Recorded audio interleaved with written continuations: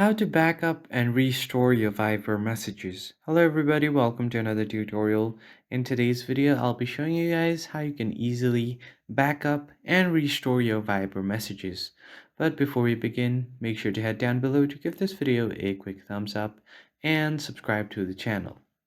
So the first thing you want to do is open up your Viber app, and from here you just tap on the More section at the bottom right corner.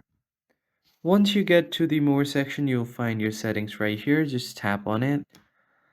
Now you'll just have to tap on Accounts and tap on Fiverr Backup. So once you do that, you can just select a Google account that you want to back up your Fiverr on. And once you select your account, you can turn on Auto Backup and select your preferences as well. So you can use mobile data and Wi-Fi to back up your chat, but I'm just going to keep it on my Wi-Fi. And you can also choose to include photos and videos according to your choice.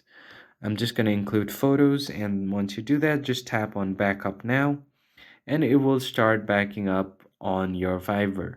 So that's pretty much it. I hope you found this video helpful. I'll see you guys on the next one.